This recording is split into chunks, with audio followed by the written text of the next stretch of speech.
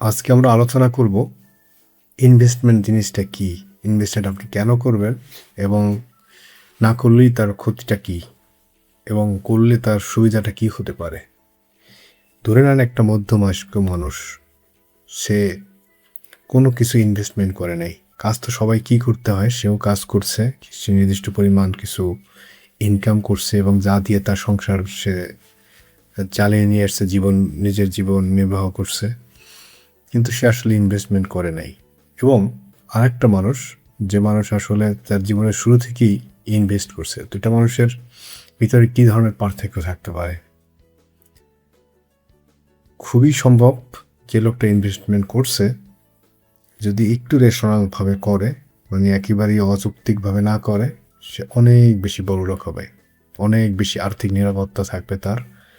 তার হইতে পারে এমন যে তার আর মধ্যবয়স্ক একটা মানুষ 40 বা 50 বছর বয়সে তার আর কাজ করার প্রয়োজন হয় না। এখন সে কাজ করে কারণ তার কাজ করতে ভালো লাগে, অথবা সে আরও বেশি সম্পদ বানাতে চাচ্ছে। এই কারণে এই দুইটা পরিবর্তন, দুইটা পার্থক্য। অন্যদিকে যে লোকটা ইনভেস্টমেন্ট করেনি, প্রথম থেকেই শুধুমাত্র ইনকাম করছে নির্দিষ্ট পরিমাণ, আর কোনো দিকেই চিন্তা করে নাই, শুধুমাত্র ফোকাস করছে তার কাজের দিকে, তার বসকে সন্তুষ্ট করার জন্য, তার কাজকে যথেষ্ট পরিমাণ ম্যাচিউরিটি দেওয়ার জন্য, এবং 40 বছর বা 50 বছর বয়সে এসেই সে একই অবস্থায় আছে। তার বেতন হয়তো বা কিছু বাড়তে পারে, হইতে পারে সে 1 লাখ টাকা থেকে 1,20,000 টাকা পাচ্ছে, 1,50,000 টাকা পাচ্ছে, কিন্তু তার খরচও হয়তো বা সে একইভাবেই তার সাথে বাড়তেছে। কিন্তু সে আসলে ফিনান্সিয়াল ফ্রিডম, যাকে বলে আর্থিক সক্ষমতা, স্বাধীনতা, সেটা সে অর্জনে অসক্ষম। এখন এটা দুইটা মাইন্ডসেটের ব্যাপার।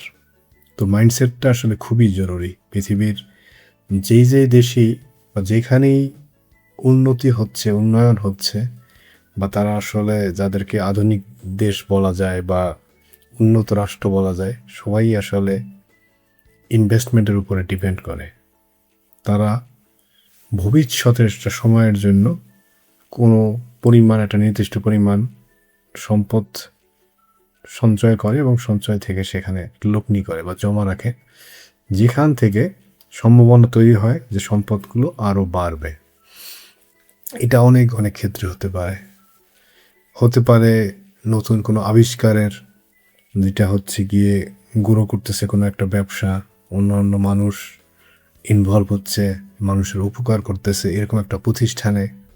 হতে পারে কোনো একটা জায়গা জমির সংক্রান্ত কোনো একটা ব্যাপারে, যেখানে ইনভেস্ট করলে সে জায়গার দাম বাড়ে। তো জায়গার দামও বাড়ে। এখন একটা ব্যাপার আছে এখানে, ইনফ্লেশন কি, মানে প্রত্যেকটা দেশেই কিছু পরিমাণ টাকার মূল্যমান হারায় সময়ের সাথে সাথে। এই টাকার মূল্যমান যে হারায়, এইটা ক্রিটিক্যাল।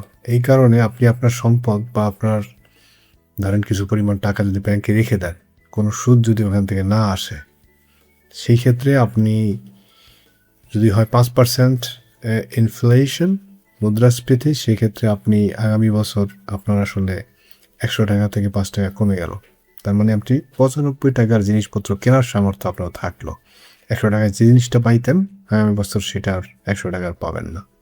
আপনার 95 টাকার পরিমাণ জিনিসপত্র নিয়ে খুশি থাকতে হবে। তার মানে হচ্ছে আপনার বাইং পাওয়ার কমে যাচ্ছে। এই যে বাইং পাওয়ার কমে যাচ্ছে, এইখান থেকেই আপনাকে আসলে সচেতন হতে হবে, যাতে ইনভেস্টমেন্ট করবেন যাতে করে আপনি 5% তো অটোমেটিক লস হচ্ছেই যদি আপনার ইনফ্লেশন হয়। উন্নত বিশ্বের সাধারণত ধারণা করে 2%-এর কম ইনফ্লেশন রাখার জন্য। তো যে পরিমাণ কমে যাচ্ছে, তো আপনার আসলে ওই টাকা ওর চেয়ে বেশি পরিমাণ জেনারেট করার ক্ষমতা থাকতে হবে। সেটাই হচ্ছে ইনভেস্টমেন্ট। সেখানে তার মানে আপনি কিছু রিটার্ন পেলেন, আপনি কিছু ফেরত পেলেন। এইটাই হচ্ছে ইনভেস্টমেন্টের আইডিয়া।